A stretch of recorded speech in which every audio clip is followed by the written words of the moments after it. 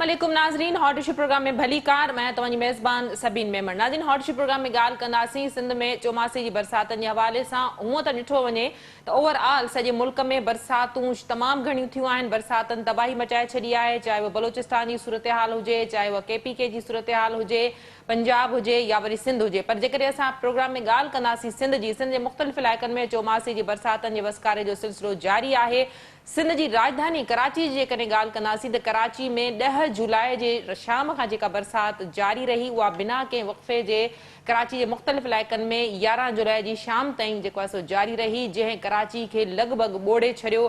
कराची जा जेके पोश इलाइक़ा आहिनि, डिफेंस आहे, क्लिफ्टन, DH, उहो पिणु असांखे पाणी में ॿुॾल नज़र आयो। मुख़्तलिफ़ इलाइक़ा defence, Clifton, Keamari, Baldia garden, IH Chandrigarh road, Tariq road हुजे, ओवरऑल तक़रीबन शारा फैसल असांखे पाणी में ॿुॾल नज़र आयो। पर हिकु बहितर जेका ॻाल्हि आहे उहा असांखे इहा नज़र आई त बरसाति बंदि थींदे ई असांखे लोकल बॉडीज़ जा जेके मुलाज़िम आहिनि, बल्दियाती खातो मुतहरिक नज़र आयो। उन सां गॾोगॾु सिंध जो वॾो वज़ीर मुराद अली शाह पंहिंजी टीम ऐं सूबाई वज़ीरनि समेत असांखे तमामु घणो एक्टिव नज़र आयो। जेकॾहिं इहा सूरत हाल आउट ऑफ कंट्रोल थी वञे हा त यकीनन अञा वधीक ख़तरनाक सूरत हाल खे कराची वासी मोह ॾियनि हा। पर सिंध गवर्नमेंट असांखे इन सूरत हाल में तमामु घणो एक्टिव नज़र आई। इन जो हिकिड़ो सबबु तनक़ीद बि थी सघे थी, इन जो हिकिड़ो सबबु इहो बि थी सघे थो त कुझु ॾींहंनि खां पोइ लोकल बॉडीज़ जो जेको ॿियों फेज़ आहे उन में चूंडूं बि थियणियूं आहिनि, त सिंध गवर्नमेंट इन हवाले सां बि असांखे एक्टिव नज़र आई। इन ॻाल्हि खां हटी करे त कराची में जिथे जिथे साल जे दौरान रोड ठहिया हुआ उहे हिकिड़े सीज़न जे लाइ शायदि रोड ठहियल हुआ। बरसाती पाणी में असांखे जिते नदियुनि नालनि में नदियूं ऐं नाला ओवरटॉप थींदे नज़र आया त उते असांखे रोड लुढ़ंदे बि नज़र आया। रोडनि में खॾा पइजी विया।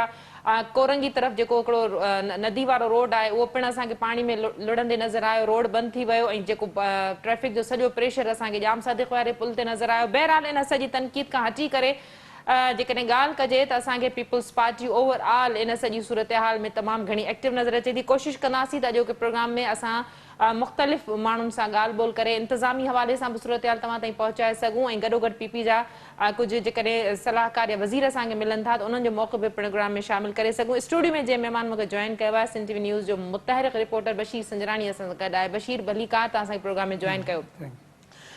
पीपल्स पार्टी सां ताल्लुक़ रखंदड़ सूबाई सलाहकार लियाकत आसकानी साहब असांखे ज्वाइन कयो है। लियाकत साहब, वेलकम कहती हूँ, आपने प्रोग्राम में ज्वाइन किया। शुक्रिया बहुत बहुत। लियाकत साहब, बहुत ज्यादा बरसात हुई, एक्सपेक्टेड था कि इतनी ज्यादा शदीद बरसातें होंगी, लेकिन कराची की जो प्लानिंग है वो इस तरह से है कि कराची में अगर 2 घंटे की भी लगातार बरसात होती है तो कराची पूरा डूब जाता है। उसके बावजूद हमें ये है कि लोकल बॉडीज या सूबाई वुज़रा हमें बड़े एक्टिव नजर आए। आपके इलाके में क्या सूरत हाल रही? देखिए जी, जिस तरह की बारिशें हुई हैं वो अनएक्सपेक्टेड बारिशें थी, बहुत ज्यादा बारिशें हुई हैं और पूरा कराची में हर जगह पे आप देख लें सिंध गवर्नमेंट के नुमाइंदे मौजूद थे। सिंध हुकूमत के फोकल पर्सन जो वज़ीर साबिक से बनाए गए थे वो सारे अपने अपने अजला में मौजूद थे और हमने बहुत कोशिश की हर तरफ जाकर के लोगों को रिलीफ दिया जाए। और पानी जितनी बारिशें हुई आप देख सकते हो कि अभी बेशतर इलाके हमने क्लियर कर दिए हैं, थोड़ा बहुत पानी है वो निकाल रहे हैं। तो मतलब इस तरह की बारिशों में इस तरह की सूरत बनती है और अपना ये बहुत ज्यादा बारिशें हुई और ये जो लोग बातें करते हैं कि सिंध गवर्नमेंट ने काम नहीं किया, नाले साफ नहीं किए, ये नहीं किया, उनके लिए मैं यही कहना चाहता हूँ कि हमने सिंध गवर्नमेंट ने काफी मेहनत की और हमारे वजीर बल्दियात साहब ने काफी मेहनत की, मुर्तज़ा वाब साहब ने और दीगर हमारे जो कमिश्नर डिप्टी कमिश्नर अवरात हैं उन सब ने मेहनत की, वो फील्ड पर मौजूद थे और अल्हम्दुलिल्लाह जितना भी हो सके आवाम को रिलीफ करने की भरपूर कोशिश की। और आप देख सकते हो पूरे कराची में बारिश का पानी आपको कई एका दुका जगहों पर नजर आ रहा है। अभी अल्हम्दुलिल्लाह बेशतर इलाके हमने क्लियर करा दी। लियाकत साहब, कहा जा रहा है कि अभी भी महकमे मौसमियात ने ये प्रेडिक्शन दी है कि हवाओं का कम दबाव हवा का जो है वो 14 तारीख से जो है वो सिंध में दाखिल होगा, तो मजीद शिद्दत के साथ बरसातें हो सकती हैं। इसके लिए भी तैयारियां की हुई हैं सिंध गवर्नमेंट ने? देखिए, कुदरत की तरफ से जो भी होगा इंशाअल्लाह कोशिश करेंगे, लेकिन ये कुदरती आफात हैं, बारिशें कम हो या ज्यादा हो, तो सिंध गवर्नमेंट के नुमाइंदे अवेलेबल मौजूद हैं और सिंध हुकूमत अपने काम में मसरूफ है, अपना काम करेगी। और हमने बिल्कुल कोशिश की है जितना ज्यादा पानी था आपके सामने सारे आपके ये हमारे रिपोर्टर हजरात भी हमारे साथ मौजूद थे काफी जगहों पर, तो हमने काफी जगहों पर बेहतर से बेहतर काम किया और इंशाल्लाह ताला मुझे उम्मीद है कि बारिशें अल्लाह खैर करे जितनी भी होंगी। सिंध गवर्नमेंट अलर्ट है। बहुत शुक्रिया लियाकत साहब, आपने हमें ज्वाइन किया। बशीर कीअं था ॾिसो ओवरऑल सिंध जी राजधानी कराची में जेका सूरत हाल बरसात जी रही ऐं तमामु घणी तनक़ीद बि कई वई सिंध हुकूमत जे मथां? जी बिल्कुलु सभिनी ॾिसो न, इहा जीअं ई ईद जे शाम जो 5 वॻे खां वठी बरसात जो जेको सिलसिलो उहो शुरू थियो, सॼी राति जेको आहे सो हलियो। तक़रीबन 17 कलाक जेका आहे मुसलसिल इहा बरसाति हलंदी रही। एॾी वॾी बरसाति पवण खां पोइ ज़ाहिर आहे कराची सॼो पाणी हेठि अची वियो, पर सिंध हुकूमत ते जेका तनक़ीद कई पई वञे, हिन भेरे हिकिड़ी शइ पाण खे ॾिसण में आई आहे त सिंध हुकूमत उन जा जेके वज़ीर हुजनि या KMC DMCs जेका आहे उहा मुतहरिक रही। उन्हनि जा मुलाज़िम असांखे रोडनि ते नज़र आया, DCs वग़ैरह जेके आहिनि पंहिंजनि पंहिंजनि ज़िलनि में उहे असांखे नज़र आया। इन जे करे जो बरसाति जॾहिं पवे थी पई त उहो पाणी आहिस्ता आहिस्ता निकाल थिए थो पियो।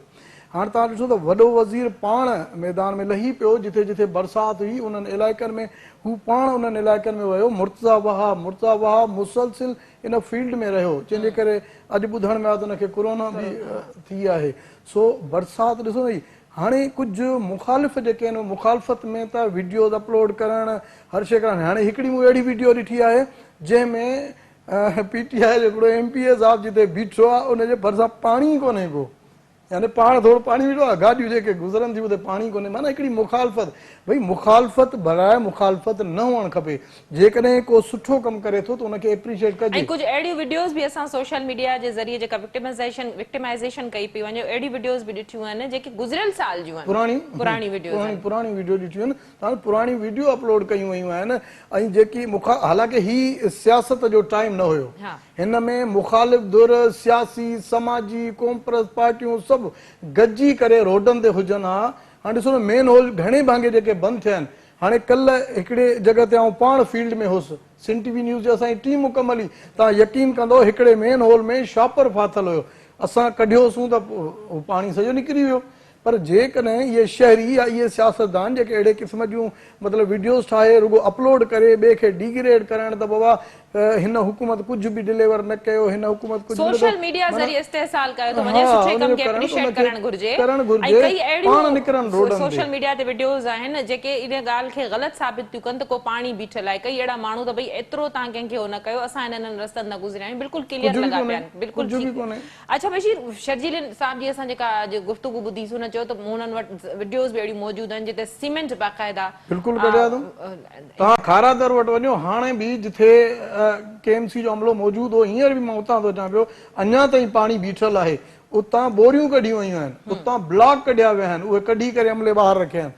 उहे वीडियोज़ बिल्कुलु असां वटि बि आहिनि त इहे माण्हू केरु आहिनि। जॾहिं बरसाति पए थी त बोरियूं केरु थो विझे, या त पोइ हुकूमत खे जेको आहे सो नाकाम करण जे लाइ, या नेगेटिव जेके आहिनि माण्हुनि खे हिकिड़ो ॾेखारणु त बाबा ॾिसो हुकूमत नाकाम थी वई, असीं रुगो बीठा आहियूं। बाबा तव्हां जेकॾहिं बीठा आहियो त ख़ुदा हिन में सियासत न कयो, गॾिजी करे पाणी खे निकाल कजे। काफ़ी हंधनि ते अञा बि पाणी बीठो आहे। इहा साॻी सूरत हाल हूंदी जेका मां ॿुधायो था त उन्हनि इलाइक़नि में बि थी सघे त उते बि के बोरियूं हुजनि, उते बि बंदि कयो वञे, न त हाणे पाणी आहिस्ता आहिस्ता निकिरी वेंदो। हाणे इहा सियासत केरु करे सघे थो, जॾहिं त MQM सिंध हुकूमत जी इत्तेहादी बि आहे, हिसो आहे, एग्रीमेंट्स थियल आहिनि बाक़ाइदा वफ़ाक़ी सूबाई हुकूमत सां। इहे इल्ज़ाम माज़ी में इन्हनि ते लॻंदा रहिया आहिनि।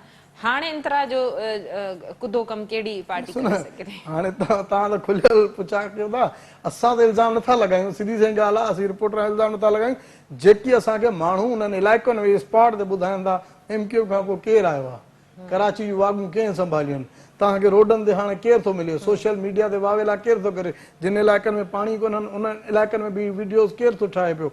इहा असांखे त ख़बर आहे न, जंहिंजे करे इहा शइ न थियणु खपे। बहितरी आहे त हुननि खे बि उन पाणीअ में बीही करे पाणी निकाल करण लाइ सिंध हुकूमत सां गॾु बीहनि त भई असां बि तव्हां सां गॾु आहियूं, हीअ ख़ुदाई आफ़त आहे।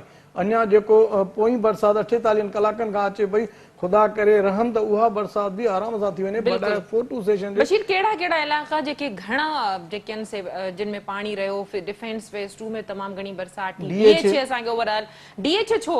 हाणे ॾिसो न, DHA हाणे ॻाल्हाइनि न DHA ते, पाण त आई चंद्रीगढ़ रोड ते वञी फोटो सेशन थिए थो पियो, उते बीही करे इहे वीडियो भरियूं आहिनि। DHA में वञे न, DHA उन्हीं खां पोइ फेज़ 6 जेको आहे सो फेज़ 6 में कुझु ॾींहं अॻु में उते जेको आहे सो उन्हनि मशकूं कयूं त बाबा पाणी हीअं निकिरंदो जॾहिं पाणी अची वियो त हू पाण बेवस थी विया Khayaban Ittehad Jami Saba Jami avenue Khayaban Ittehad phase 6 phase Shahbaz, 8 हाँ, बदर बदर कमर्शियल कमर्शियल इहे सॼा पाणी में ॿुॾी विया डिफेंस सॼो पाणी में ॿुॾल रहियो बाक़ी ॿिया इलाइक़ा हुया हाणे बि आईया चंद्रीओ रोड क्लियर थी वियो आहे क्यामाड़ी वारा इलाइक़ा ट्रक कॾो कल ऐं बिल्कुलु गुज़िरियल ॿुॾल साल रहियो बि असां ॾिठोसीं त DHA या डिफेंस वारनि इलाइक़नि में सिंध हुकूमत जी मशीनरी वई हुई हा, उन्हनि उहा ई हुतां वई। पाणी कढियो हो जेका उन्हनि जी शायदि रिस्पॉन्सिबिलिटी बि कोन्हे सिंध हुकूमत जे अंडर जेके DMCs KMCs जे अंडर में जेके इलाइक़ा अचनि था उहे असांखे वक़्त सर क्लियर नज़र आया जेके हाणे बि क्लियर नज़र अचनि था DC जेको आहे सो क्यामाड़ी मुख़्तियार अली अबड़ो साहब असांखे जॉइन कयो आहे मुख़्तियार साहब भली कार तव्हां असांखे प्रोग्राम में जॉइन कयो थैंक यू मुख़्तियार साहब छा सूरत हाल रही ओवरऑल क्यामाड़ी में तव्हां बि फील्ड में रहिया केतिरी बरसात थी ऐं पाणी नेकाल करण वारी जेका सूरत हाल थी उहा कीअं रही मैडम बिल्कुलु अवां जीअं चयो पाण त सिंध गवर्नमेंट जा जेके बि रोड रस्ता या इलाइक़ा हुआ उहे बिल्कुलु तमामु घणी बारिश पवण जे बावजूद कुझु कलाकनि खां पोइ तव्हांखे साफ़ थींदे नज़र आया ज़िलो क्यामाड़ी जीअं त नओं ज़िलो आहे अवां ॼाणो था त इन जॻह ते तक़रीबन 19 खां 20 लख आबादी आहे ऐं समुंड जे किनारे सां गॾु आहे तंहिंजे करे बरसाति जो बि ज़ोर 150 मिलीमीटर ताईं इन ज़िले क्यामाड़ी जे ख़ासि करे सब डिवीजन क्यामाड़ी जंहिंखे पुराणो नालो हारपर आहे उते पाणी तमामु घणे तइदाद में पियो उन खां अलावा तव्हां ॾिठो हूंदो त बल्दिया आहे साइक आहे ऐं मारीपुर जेको यूनियन काउंसिल जूं बि 2-3 जॻहियूं ऐं 2-3 जेके यूनियन कराची यूनियन काउंसिल जूं जेके कमेटियूं हुयूं उहे यूटी असां वटि शामिल थियूं उन्हनि एरियाज़ में डेम हुया उहे डेम बि भरिया विया पर जीअं त बशीर साहब जन में पाण बि माशाअल्लाह तव्हांजा हिकिड़ा मेहनती फील्ड जेको आहे सो साफ़ी आहिनि उहे बि फील्ड में हुआ उन्हनि सां काफ़ी चकर मुंहिंजो आमनो सामनो थियो असां मुख़्तलिफ़ जॻहनि ते मिलियासीं जीअं तव्हांखे ॿुधाईंदो रहां त मोरले मीरबर जूं क़बरूं जंहिंखे गुलबाई चइबो आहे उहो अक्सर जेको आहे सो इन करे पाणी सां भरिजी वेंदो आहे जो PF मसूर जो पाणी जेको बलोचिस्तान जा ईंदो आहे उहो सॼो इन लाइन तां क्रॉस कंदो आहे ऐं हिते जेको आहे सो बशीर साहब बि गॾु हुया उहो पाणी जेको आहे चंद घंटनि में असां उतां निकाल करे छॾियोसीं जी ॿी जॻह असांजी हुई लवलेन ब्रिज जिथे जेको आहे सो पुराणो गोलीमार जेके तमामु सिंधी बलोच क़दीम आबादियूं आहिनि उन जॻह ते जेको आहे सो पाणी तमामु वॾे तइदाद में हिकिड़े टेक्निकल फॉल्ट जे करे हो पर उते असां कलाकनि जे अंदरि जेको आहे सो पाण बीह करे पाणी कढाए छॾियोसीं साॻी सूरत हाल टिकड़ी विलेज जी हुई साॻी सूरत हाल असांजे इन मारीपुर वारा जेके ॻोठाणा एरिया हुआ मुबारक विलेज ताईं इहो जेको रोड हुयो इन रोड ते हिते रोड ते बि जेको आहे पाणी तमामु घणे तइदाद में आयो एतिरे क़दुरु जो असांजा जेके डेम आहिनि नंढा नंढा डेम शिकारा डेम आहे मन डेम आहे मुबारक विलेज जे फर्म जे उते उन्हनि डेमनि जो पाणी बि ओवरफ्लो थियो ऐं पाणी आयो पर असां पंहिंजे महिनत सां DMC KMC सिंध गवर्नमेंट जा तमामु इदारा तमामु कंहिं बि क़िस्म जी असांखे कमी कोन हुई मशीनरियूं असां वटि हुई डी वाटरिंग पंप हुआ हिकिड़ो तमामु वॾो तारीख़ साल जेको आहे सो स्पेल हुयो जेको मुंहिंजे ख़्याल में 30-35 साल जो रिकॉर्ड तोड़े उहो बारिश थी ऐं असां जेको आहे उन्हनि सां पाणी करी छॾीसीं कल्ह ताईं जेका पोज़ीशन हुई तव्हांखे ॿुधायां 95% जेको आहे पाणी असांजे सभिनी एरियाज़ में जा निकिरी वियो हुयो ऐं अल्हम्दुलिल्लाह बाक़ी जेको सो इंटरनल जेके जॻहियूं हुयूं कंहिं कंहिं जॻह ते उहो जेको आहे सो असांजी महिनत राति बि हली ऐं हिन टाइम में बि हली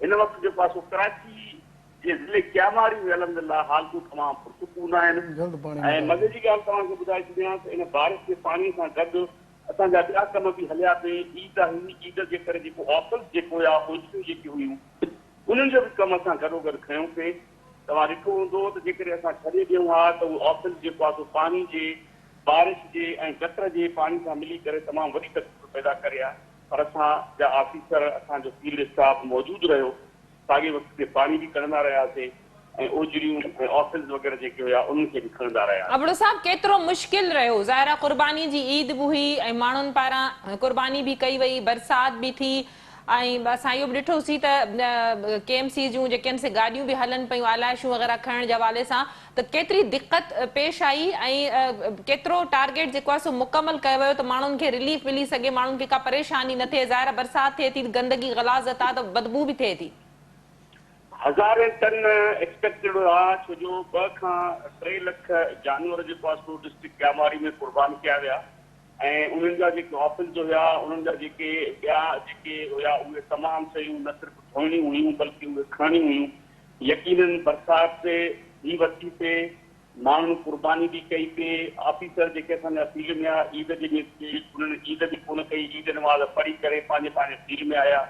ऐं फील्ड में तकलीफ़ूं ज़रूरु आयूं, पर असांखे तकलीफ़ खणण सां पब्लिक खे रिलीफ मिलियो पियो, छाकाणि त असांजो चीफ एग्ज़ीक्यूटिव CM साहब पाण फील्ड में हुयो ऐं असांजो कराची जो एडमिनिस्ट्रेटर मुर्तज़ा वाब साहब पाण फील्ड में आहे। इवन चीफ सेक्रेटरी साहब जनपी जेको आहे सो मुख़्तलिफ़ जॻहनि ते पाण मॉनिटर बि कयूं, कमिश्नर साहब फील्ड में हो, तंहिंजे करे लोअर स्टाफ जेको आहे ख़ुशी ख़ुशी सां कमु कयो। असां पाण हुन सां गॾु हुआसीं, तकलीफ़ूं ज़रूरु आयूं पर माण्हुनि खे रिलीफ मिली वियो। साॻे वक़्त में जेको पाणी जो मसइलो हुयो, जीअं तव्हांखे ख़बर आहे ईद जे करे घणे भाङे जेको आहे सो कुझु जेको मशीनरी वारा माण्हू आहिनि उहे ईद ते घटि मिलंदा आहिनि, मज़दूर घटि मिलंदा आहिनि।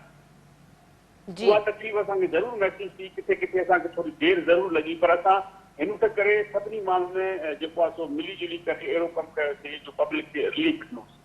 उहा जेका तकलीफ़ थींदी आहे, उहा जेका माण्हुनि खे पहिरीं परेशानी अल्हम्दुलिल्लाह चंद घंटनि जी त तकलीफ़ ज़रूरु थी हूंदी, छाकाणि जो बारिश थियण सां रहमत सां गॾोगॾु कुदरती माण्हुनि जे लाइ तकलीफ़ जी सूरत बि पैदा कई ऐं उहा तकलीफ़ जेको आहे नेचुरल हुई, पर माण्हुनि खे असां पंहिंजे वसां गवर्नमेंट ऑफ सिंध पंहिंजे वसां कीअं घटायो, असां उनखे रिलीफ प्रोवाइड कयो। मुख्तियार साहब 48 कलाकनि दौरान 14 तारीख़ खां हवा जो घटि दॿाउ वारो जेको सिस्टम आहे सिंध में दाख़िल थींदो या अॻकथी कई वई आहे मौसमियात खाते पारां त भई तमामु घणियूं बरसातूं जेको मौसम थींदियूं उहे शिदत सां हूंदियूं, जेको हाणे स्पेल गुज़रियो आहे, इन जे लाइ कहिड़ियूं तयारियूं कयूं पयूं वञनि?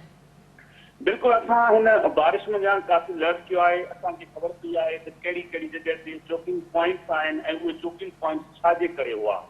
असां उन्हनि खे जेको आहे सो हाणे काफ़ी हद ताईं चोकिंग पॉइंट क्लियर कयोसीं, उन्हनि जा कचिरो कढियोसीं ऐं इहो चवंदे मूंखे थोरो जेको आहे सो तमामु तकलीफ़ महसूस थिए थी त असां उन्हनि में गटर मंझि उन्हनि पॉइंटनि मंझि ॿोलियूं ॾिठीसीं, ॿोलियूं कढियूंसीं, जेको यकीनन हिकिड़ो अहिड़ो अमल हो जेको न करणु खपे, कंहिं बि कयो पिए।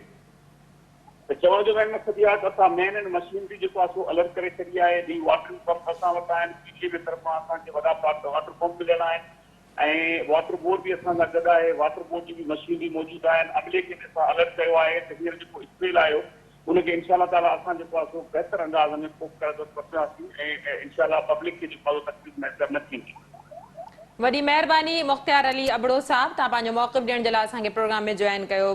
बशीर, तव्हां ॻाल्हियूं ॿुधियूं, तमामु घणो एक्टिव असांखे जीअं मुख़्तलिफ़ ज़िलनि में कराची जे DC कमिश्नर या सॼो उन्हनि जी जेका टीम उन्हनि जो अमलो असांखे नज़र आयो। इहे शिकायतूं ज़रूरु आहिनि, इहे आई विटनेस आहिनि ऐं तव्हां बि ॾिठो त भई काफ़ी नालनि खे चौक करण जी कोशिशि कई वई। उहा जीअं हाणे तव्हांखे DC साहब ॿुधायो त उन्हनि जी डिस्ट्रिक्ट में बि अहिड़ियूं हरकतूं कयूं हुयूं। काफ़ी हंधनि ते आई चंद्रीगढ़ रोड हुजे ऐं ही बंदर रोड वग़ैरह जेकी बि आहिनि उन्हनि ते अहिड़े क़िस्म जूं थियूं जिथे पाणी अञा ताईं बीठल आहे। इन जो सबबु इहो आहे त इहो पाणी निकिरी वञे हा। ॾिसो 24 कलाक गुज़रण बावजूद बि अञा उन्हनि इलाइक़नि में, छो त हालांकि कारोबारी इलाइक़ा आहिनि जिथे पाणी बीठल आहे, सिर्फ़ु उन्हनि में इन जे करे त ही कारोबारी इलाइक़ा आहिनि, इहे जेके वापारी आहिनि इहे उथंदा एहतजाज कंदा, इहे तनक़ीद कंदा, हा सिंध हुकूमत जे ख़िलाफ़ तनक़ीद कंदा, जंहिंजे करे इहे शयूं इहे हरकतूं कयूं आहिनि। न त ॿी सूरत में बरसाति सुठी पई आहे, काफ़ी हंधनि ते पाणी हुयो निकिरी। अच्छा बशीर, ब्रेक जो वक़्तु आहे, ब्रेक खां पोइ ॻाल्हाईंदासीं त उन्हनि इलाइक़नि में पाणी छो बीठो जितां अञा ताईं निकिरी न सघियो आहे, या पाणी बीहण या पाणी जा जेके लंघ आहिनि कुदरती बंदि कया विया, नालनि जे मथां जेके इमारतूं ठाहियूं हुयूं, इहो बि हिकिड़ो वॾो सबबु आहे जंहिंजे करे बरसाती पाणी वक़्त सिर निकाल नथो थी सघे। नाज़रीन, प्रोग्राम जे सिलसिले खे जारी रखंदासीं। वक़्तु थियो आहे मुख़्तसिर वक़फ़े जो, वठूं था वक़फ़ो।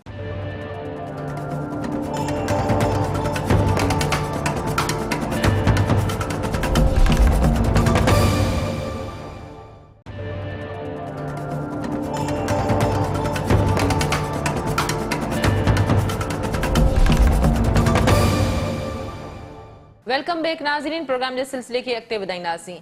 अच्छा बशीर, तमामु घणी तनक़ीद कई वई, नागन चौरंगी आहे, स्कीम 33 आहे, Sindh assembly, Sindh secretariat, custom office, इहे इलाइक़नि ते बीह करे बि जेको सो मुखालिफ़नि पारां वीडियोस ठाहियूं हुयूं। जी बिल्कुलु, तव्हां ॾिसो मूं तव्हांखे ॿुधायो न, ऑल ओवर कराची में जिथे जिथे बरसाति पई आहे उते ज़ाहिर उन्हनि वीडियो ठाहे अपलोड कयूं आहिनि। ईअं न आहे, अच्छा, कुछ हंधनि ते नाला वग़ैरह जेके हुया उन्हनि जी थोरो बहितर सफ़ाई थिए हा तॾहिं पाणी निकिरी वञे हा। इंतिज़ामिया त पंहिंजी जॻह ते हुई, पर उन नालनि खे एतिरो त सोढ़ो कयो वियो आहे जो बरसाति जो पाणी जेको आहे सो उहो एट ए टाइम नथो निकिरी सघे। जॾहिं बि बरसाति पवंदी आहे न, जॾहिं बि तव्हां नाला जेतिरा बि ओपन करे छॾियो, पर जॾहिं बरसाति पवंदी त रोडनि रस्तनि ते हा पाणी जेसीं ताईं पाणी खे रस्तो न मिलंदो न तेसीं ताईं उहो पाणी आहिस्ता आहिस्ता निकिरंदो। अच्छा, पाणी जा रस्ता जेके आहिनि उहे किथे किथे बंदि कया विया? कई अहिड़ा इलाइक़ा आहिनि जिते नालनि जे मथां जेके आहिनि से बिल्डिंगूं ठाहियूं वयूं आहिनि, पाणी जा कुदरती निकिरंदड़ जेके लंघ आहिनि उहे बंदि कया विया आहिनि। हाणे ॾिसो न, हर ज़िले जी तव्हां जेकॾहिं पुछा कंदो आऊं हर ज़िले जी ॿुधाईंदुमि मुख़्तसिर त किथां किथां जेको आहिनि। हाणे पाण जेकॾहिं ईस्ट जी ॻाल्हि कयूं था त गडाप में यूसुफ ॻोठ आहिनि, लासी ॻोठ आहे, उन्हनि जे अंदरां हिकिड़ो नालो निकिरे थो। इहो नालो घटि में घटि 200-250 फुट चौड़ो हुयो। उनखे माण्हुनि छा कयो आहे, कब्ज़ा करे बिल्कुलु ई उनखे नंढो करे छॾियो अथऊं। हाणे उहो बरसाति जो पाणी जॾहिं अचे थो, पाणी खे त रस्तो खपे न, उहो उन्हनि घरनि खे ॿोड़े थो छॾे, उहो पाणी ओवरफ्लो थिए थो, ॿाहिरि थो निकिरे। क्यामाड़ी जी पाण जेकॾहिं ॻाल्हि कयूं त क्यामाड़ी में जेके आहिनि 2 वॾा नाला हुया। हींअर जेको रोड ठहियो आहे उन में बि उतां जे इंजीनियरनि जेको आहे सो माशाल्लाह अहिड़ी हथ जी सफ़ाई ॾेखारे छॾी आहे जो नालनि जो रुख ई चेंज करे छॾियो अथऊं। सिर्फ़ु कुझु बिल्डिंग्स बचाइण जे लाइ उन्हनि नालनि जो रुख चेंज करियो। हाणे उहो पाणी जॾहिं बरसाति जो पाणी अचे थो न ओवरफ्लो थो थिए, जेसिताईं उनखे रस्तो ई नथो मिले न, नालो जेकॾहिं हीअं वञी वरी यू टर्न वठंदो त पाणी किथां निकिरंदो। बुधनी ॻोठ असां वटि हिकिड़ो नालो आहे, तमामु वॾो नालो आहे, बरसाती नालो आहे। कब्ज़ा करे करे उनखे एतिरो त उनखे सोढ़ो कयो वियो आहे, उनजे मथां जेको आहिनि सो हाणे तक़रीबन करोड़नि में जेको आहे सो उहे ज़मीन वग़ैरह करे सॼो कयो। नालनि तां जेसिताईं कब्ज़ा ख़तमु न थींदा उहे घर ठाहिया विया आहिनि। कल्ह DC साहिब सां गॾु फील्ड में मुख़्तियार साहिबु, उते माण्हुनि हुनखे शिकायतूं कयूं त साईं हीउ तव्हां नालो ॾिसो, हीउ नालो हिन जॻह ते हुयो, अॼु हुन जॻह ते घर ठहिया पिया आहिनि। DC साहिब दुबारा हुनखे ॿुधायो त भाई एप्लीकेशन ॾियो, इन ते बिल्कुलु एक्शन थींदो, छाकाणि त इन ते सुप्रीम कोर्ट बि चई चुकी आहे, वॾो वज़ीर बि चई चुको आहे त नालनि जे मथां जेकॾहिं का बि गैर क़ानूनी हद दख़लियूं आहिनि त उहे हटाइण घुरिजनि। सो उहे जेकॾहिं हटनि थियूं त पाणी हाणे जीअं गुजर नालो आहे, तव्हां ॾिसो कुझु न कुझु उन में हाणे बहितरी आई आहे। हाणे उहो पाणी खे रस्तो त मिले थो पियो न। महमूदाबाद नालो हाणे उनखे रस्तो त मिले थो न। जॾहिं इंक्रोचमेंट ख़तम थी थिए त ऑटोमेटिकली नाले खे रस्तो मिलंदो त पाणी इंक्रोचमेंट इन शहर जो तमामु वॾो मसइलो आहे। अच्छा बशीर, ॾिठोसीं असां त कराची शहर डिस्टर्ब तमामु घणो रहियो, रोड रस्ता बंदि थी विया। तव्हां इन ते न्यूज़ बि हलाई हुई जेका तव्हां ई कई कवर, त भई कोरंगी कॉज़वे वारो जेको रोड आहे नदी वारो, इहो बि टुटी फुटी वियो आहे, अञा ताईं न ठही सघियो आहे। जाम सादिक वारे ब्रिज ते सॼो लोड आहे, इते जी छा सूरत हाल आहे? हाणे ॾिसो न, हीउ काज़वे अञा ताईं न ठहियो आहे। काज़वे में छा आहे त 2 पुलियूं आहिनि, उन्हनि पुलियुनि खां पोइ जेको रस्तो हेठां अचे थो पियो, जॾहिं बि बरसाति पवंदी आहे त उहो पाणी उते बीहजी थो वञे। अञा बि माण्हू आम गाॾियुनि जे लाइ बंदि आहे, इन जे करे जो हाणे वरी हुननि छा कयो, जॾहिं इहा हिकिड़ी वरी पुल ठहे थी पई, जंहिंजे करे मलहीर खां वठी वेंदे हिन पुल ताईं असांजे भरिसां जेको रस्तो निकिरे थो एसी ताईं ॾींदा, उन जे करे हुननि छा कयो त उन्हनि जे अल्टरनेट, जीअं पाणी थोरो असां ज़ाब्तो आणियूं, असांजी पुल जो कमु थिए, पर हाणे बरसाति अचानक पइजी वई, उहा पुल बि टुटी वई आहे। हाणे का बि वॾी गाॾी काज़वे तां नथी वञी सघे, उनजी जेका आहे ज़बूनाली जो शिकार थी वई आहे। उन खां पोइ तव्हां ॾिसो त साॻियो रोड असांखे कयूमाबाद वारो जेको रोड आहे उहो बि बंदि आहे। कोरंगी क्रॉसिंग खां पाण जेको वेंदा आहियूं, इते जेका पुल विच में इहा बि टुटी पई आहे। इहो बि रस्तो हाणे हितां बि न थिए। सिर्फ़ु हिकिड़ो रस्तो कोरंगी खां आहे जेको SSP ऑफिस खां निकिरे थो पियो, काटी खां निकिरे थो पियो, इहो परी साइड वञे थो, पुल आहे मथे। जेकॾहिं इहा बि हेठि हुजे हा त शायदि इहा बि पाणी में लुड़ी वञे हा। सिर्फ़ु हिकिड़ो रोड वञी कोरंगी जो बचियो आहे जंहिं ते ट्रैफिक जो दॿाउ आहे। हाणे 2 ॾींहंनि खां गुज़िरियल 2 ॾींहंनि खां बरसाति खां पोइ या हुन खां पहिरीं बि इहो रस्तो बंदि लॻो पियो आहे, छो जो काज़वे बि बंदि आहे ऐं होॾां कोरंगी क्रॉसिंग बि बंदि आहे। 4-5 ॾींहं थी विया आहिनि हा, इहे ॿई रस्ता इन पुल जी छा कंडीशन आहे? इन पुल जी बि सूरत हाल का एॾी ख़ासि चङी कोन्हे, काई सॼो ट्रैफिक जो जेको लोड आहे वो हिन ज़ाहिर आहे जॾहिं हुन ते लोड पवंदो त हाणे हुन में ॾार पइजी विया आहिनि। हेवी गाॾियूं जॾहिं हितां गुज़रंदियूं तॾहिं ॿियूं जेके गाॾियूं हितां गुज़रंदियूं त हुन ते अञा वधीक जेको आहे सो लोड थींदो। इन जे करे त हाणे ज़ाहिर आहे बरसातूं ख़तमु थियनि, सिंध हुकूमत खे घुरिजे त इन्हनि ते मुतबादिल गाड़ी पुल वग़ैरह ठाहिनि त बहितर आहे, त जीअं पाणी जेको आहे उहो नेकाल हुनजे हेठां ई थी वञे त उहो पुल जेका उहो बची सघे थी, माण्हू जेके आहिनि उहे परेशानीअ खां बची सघंदा। अच्छा बशीर, सिंध हुकूमत पारां इहो बि ऐलान कयो आहे त जिन जिन माण्हुनि जो नुक़सानु थियो आहे या जेके जेके माण्हू फौत थिया आहिनि उन्हनि खे अकोमोडेट कयो वेंदो। वफ़ाक़ी हुकूमत तरफ़ां वज़ीर आज़म तरफ़ां बि ऐलान कयो वियो आहे। बिल्कुलु बिल्कुलु, वज़ीर आज़म सिंध हुकूमत तरफ़ां बि कयो आहे। PDM जेको आहे उनखे ज़िम्मेवारी ॾिनी वई आहे त हाणे आफ़त ज़दा जेके इलाइक़ा करार ॾिना विया आहिनि, जीअं असां ॾे मवाच ॻोठ आहे, माड़ीपुर वारी साइड आहे, ईस्ट में जीअं गॾापारा कुझु इलाइक़ा अचनि था, पोइ हिते जीअं ॻोठ अचनि था, गुलशन में माराड़ी साइड अचनि था पिया, ईअं वरी मलहीर जेके आहिनि उन्हनि जा जेके पुठिते पियल ॻोठ आहिनि जंहिंमें पाणी काहे पियो आहे, उन्हनि खे आफ़र्ज़दा करार ॾिनो अथऊं। हाणे सिंध हुकूमत बि वाइदो कयो आहे, वॾे वज़ीर बि ऐलान कयो आहे, उन्हनि जे वज़ीरनि बि ऐलान कयो आहे त उहे माण्हू जेके घरनि में नथा रही सघनि असां उन्हनि खे मुतबादिल जॻह मतिलबु फ़िलहाल ॾेई सघूं था पिया। हाणे उहे ॻोठाणा निकिरनि त उन्हनि खे मुतबादिल कंप्लेंट सेंटर उन्हनि अहिड़ा नंबर बि जेके आहिनि नंबर वग़ैरह ॾिना अच्छा, मुतबादिल जॻह में उन्हनि खे खाधो रिहाइश किथे अहिड़ा के सेंटर काइम कया विया आहिनि या छा? सेंटर जीअं हाणे तव्हां ॾिठो त जॾहिं बोर्ड आई त बोर्ड भेरी हिननि मुख़्तलिफ़ यानी की सेंटर ठाहिया हुआ बोर्ड भेरी। हाणे बि उहे ई सेंटर हिननि खे कमु अची सघनि था, उन्हनि में उन्हनि खे रखनि था, पर उहे इलाइक़ा जेके पाणी हेठि आहिनि, जेकी माण्हू घर छॾे विया आहिनि, उन्हनि जो सामान लुड़ी वियो आहे सॼो, उहे घर छॾे विया आहिनि। हाणे उन्हनि वटि खाधे पीते जे लाइ कुझु कोन्हे। उन्हनि खे सिंध हुकूमत मां सम्झां थो अहिड़ी का टीम तश्कील ॾियनि, उहे उन्हनि इलाइक़नि में वञनि, उन्हनि जी लिस्ट ठाहिनि, उन्हनि माण्हुनि खे उतां रेस्क्यू करे खणी अचनि, जेके अञा ताईं घरनि जे छतुनि ते वेचारा वेठल आहिनि, उन्हनि खे खणी अचनि, पोइ उन्हनि खे खाध खुराक ॿ टे ॾींहं जॾहिं थियनि था तेसीं ताईं पोइ उन्हनि जे घरनि खे कुझु करे ॾियनि था। सामान सॼो घर टुटी विया आहिनि, छाकाणि त घरनि में पाणी दाख़िल थी वियो न, रोडनि खां पोइ घरनि में पाणी काहे पियो, पाणी खे रस्तो न मिलंदो त ज़ाहिर उहो घरनि में काहे पवंदो। अच्छा बशीर, कैंटोनमेंट जा जेके इलाइक़ा आहिनि उते बि पाणी निकाल जी जेका सूरत हाल आहे उहा सुस्त असांखे नज़र अचे थी, या उन में बि घणा फ्लॉज असांखे नज़र अचनि था, इन जो कहिड़ो कारण ॾिसो था? एफिशिएंसी ॾेखारींदा आहिनि, बसि ॿियो त कुझु बि कोन अथनि। उन्हनि जो इहो आहे त ॾिसो न, उहे रुगो नालो आहे भई कैंटोनमेंट, हाणे वधि में वधि जेके मुतासिर थिया आहिनि न DHA थी विया। हाणे DHA किथे आहे? तव्हां महांगे में महांगी रहाइश जेका आहे तव्हांखे डिफेंस में मिलंदी। अॼु डिफेंस पूरो ॿुॾो पियो आहे, हालांकि डिफेंस जी जेका बजट आहे उहा उन्हनि जी अलॻि आहे, उन्हनि जी सिस्टम सॼो इंतिज़ामी जेको उन्हनि जो सिस्टम आहे उहो उन्हनि जो अलॻि आहे असां खां। उन बावजूद बि सिंध हुकूमत घटि वसीलनि हूंदे कुझु न कुझु त करे ॾेखारियो, उते त अञा ताईं पाणी बीठो आहे, उहे कोन था करे सघनि।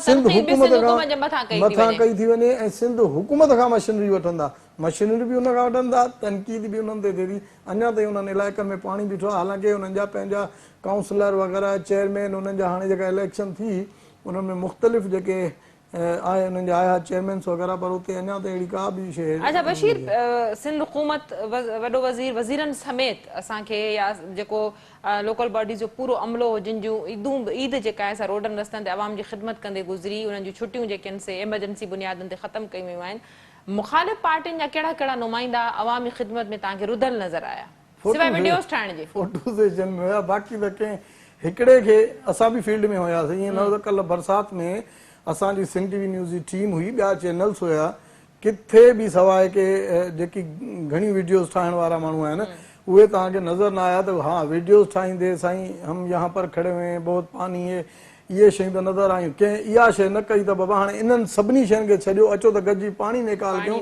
पाणीअ खे रस्तो, हा उन्हनि खे रेस्क्यू कयूं। का गाॾी उन्हनि वटि कोन हुई, रेस्क्यू वारी गाॾी कोन हुई, बसि प्रोटोकॉल वारी गाॾी जिथे बीहनि पिया, इज़लायो कनि पिया, पंहिंजो सोशल मीडिया ते अपलोड करे शाम ताईं वरी ग़ाइबु थी वञनि। पर शाम ताईं बि असांखे चवणु न खपे पीपल्स पार्टी क़यादत ते बीठल रही, छो जो माण्हू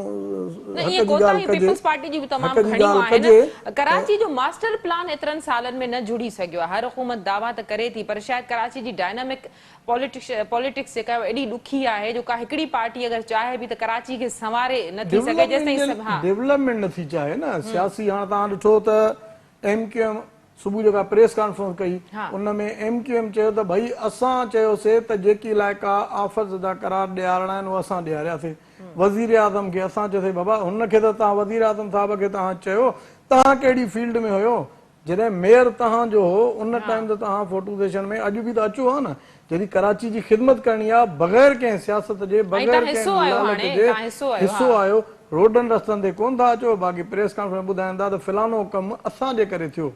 ईअं ई असांजूं जेके ॿियूं पार्टियूं आहिनि, जेकॾहिं को सुठाई वारो कमु थियनि त पाण ॾे था खणनि, क्रेडिट खणण में आसानी अथनि, ऐं बाक़ी जेकॾहिं को ॾुखियो मरहलो आहे उन में बजाए जो उहो पाणी वग़ैरह रोडनि रस्तनि तां कढाइनि, उहो उन्हनि खां थिए कोन थो। बाक़ी सोशल मीडिया ज़ाहिर उन्हनि जी आहे उहा। अच्छा बशीर, साल खनि में जेके रोड रस्ता ठहिया हुआ उहे हिन पाणी में असांखे उखड़ंदे, उन में खॾा पइजंदे इहे नज़र आहे। इहा यकीनन सिंध हुकूमत जी कोताही आहे त हिकिड़े सीज़न जे लाइ तव्हां एतिरो ख़र्च कयो था, करोड़ों रुपया आवाम जा ख़र्च थियनि था, टेंडर थियनि था, उन मां कई पैसा करप्शन जे नज़र थी वञनि था। असां वटि मज़बूत रोडनि जो ॼार विछाइण जी दावा कंदड़ पीपुल्स पार्टी जा जेके रोड आहिनि इन बरसाति में असांखे वहंदे लुढ़ंदे नज़र आया। बिल्कुलु इहे तव्हांजी ॻाल्हि सां मुतफ़िक़ आहियां।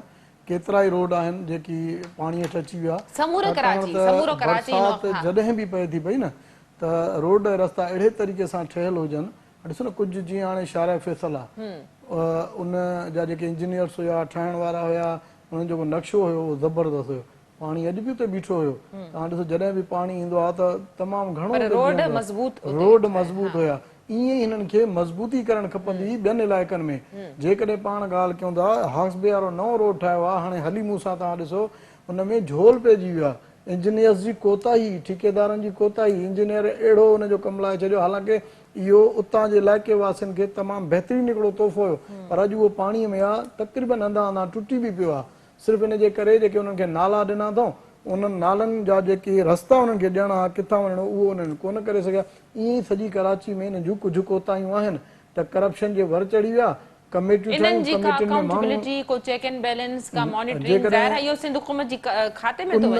खपे, सिंध हुकूमत खे खपे, वॾे वज़ीर खे खपे, जॾहिं प्रेस कॉन्फ्रेंस करे थो त उन्हनि इलाइक़नि जी विज़िट करे कहिड़नि कहिड़नि इलाइक़नि में रोड रस्ता टुटा आहिनि, भई हे कंहिं ठाहियो, हिन जो ठीको कंहिंखे हुयो, हिन जो इंजीनियर केरु हुयो, कंहिं हिन जो नक्शो पास करायो, हे रोड कीअं ठहियो। हाणे हिकिड़ी बरसाति में उहो सॼो रोड जेको आहे ख़तमु थी वियो आहे। त इहे शयूं ज़ाहिर वॾे वज़ीर खे पुछा करणु खपे। चेक एंड बैलेंस हूंदो त ॿीहर इहे शयूं न थींदियूं। जेकॾहिं चेक एंड बैलेंस न हूंदो त इहे ठेकेदार पंहिंजी मनमस्ती कंदा। हर साल पे नवां रोड ठहंदा। बशीर, 24 जुलाई ते लोकल बॉडीज़ जूं चूंडूं बि थियणियूं आहिनि ऐं चयो पियो वञे त हर पार्टी क्रेडिट खणण जे चकर में आहे। पीपुल्स पार्टी बि असांखे एक्टिव, इहा तनक़ीद कई पई वई त पीपुल्स पार्टी बि असांखे इन करे घणो एक्टिव नज़र अचे थी। इहा शइ कीअं था ॾिसो, जो केतिरो असरु नज़र अचे थो? ॾिसो न, हिन वक़्तु सियासत आहे न पंहिंजी जॻह ते ऐं मकानी चूंडूं आहिनि। हालांकि ॾिठो वञे त माज़ीअ में मकानी चूंडूं इलाक़ाई हूंदियूं हुयूं, सियासी न हूंदियूं हुयूं। इलाइक़े जी हिकिड़ी चूंड आहे, उहे गॾिजी करे बीहंदा हुआ, हिन खटियो, हिन जो काउंसलर आयो, हिन जो वाइस चेयरमैन आयो, गॾिजी करे इलाइक़े जी हिकिड़ी ख़िदमत करणी आहे। हाणे उहे सियासत जे वर चढ़िया आहिनि, जंहिंजे करे न सिर्फ़ु पीपुल्स पार्टी जीअं PTI, MQM आहे ऐं PSP आहे, सभई उन में जेको आहे इन थियूं आहिनि। हर सियासी माण्हू, हाणे कल्ह असां कुझु हंधि हंधि वियासीं, असांखे सियासतदान उते नज़र, जेके बीठल हुया उम्मीदवार, उहे उते असांखे नज़र आया। को साईं पाणी कढाए थो, को साईं उन्हनि खे छा थो ॾिए पियो। अहिड़े नमूने सां इहे शयूं आहिनि, सियासत कई वेंदी। पीपुल्स पार्टी में हिकिड़ी शइ जेका आहे, टिकेटूं विरहाइण वारे मरहले में उहा साफ़ ऐं शफ़ाफ़ न रही आहे। ॻाल्हि हक़ जी कजे, जेकॾहिं साफ़ ऐं शफ़ाफ़ रहे हा, अहिड़ा माण्हू कुझु हिननि जेके हिन पोइते करे छॾिया आहिनि, जिन हिननि खे पहिरियों सीटूं खटे ॾिनियूं। हाणे कुझु मनपसंद माण्हू अची विया, सियासी असर रसूख़ अची वियो, यारी दोस्ती अची वई। पीपुल्स पार्टी जेका हदबंदियूं जेके कयूं बहितरीनु आहिनि। हाणे हदबंदियुनि में पीपुल्स पार्टी जा उहे मेंबर तॾहिं चूंडिजी ईंदा जॾहिं उते लाइक मेंबर त ॿिया आहिनि न, कुझु हंधि हंधि बहितर बि बीठा आहिनि। सचल ॻोठ में कुझु फ़ैसिला सुठा बि कया अथऊं, कुझु फ़ैसिला वरी अहिड़ा कया अथऊं जंहिंजे करे उन्हनि जा ई माण्हू आज़ाद उम्मीदवार बीठा आहिनि। ऐं जंहिंजे करे ई असांखे पहिरें मरहले में बि आज़ाद उम्मीदवार बीठा, मुखालिफ़त साॻी पार्टी जा मुखालिफ़ उम्मीदवार असांखे नज़र आया, जेके मुखालिफ़त में बीठा। बहरहाल लोकल बॉडीज़ जूं चूंडूं बि थियणियूं आहिनि, इन बहाने शायदि आवाम जी का ख़िदमत इहे पार्टियुनि जा नुमाइंदा अॻिते अची कनि। वॾी महिरबानी बशीर, तव्हां मौक़िफ़ ॾियण जे लाइ असांखे प्रोग्राम में जॉइन कयो।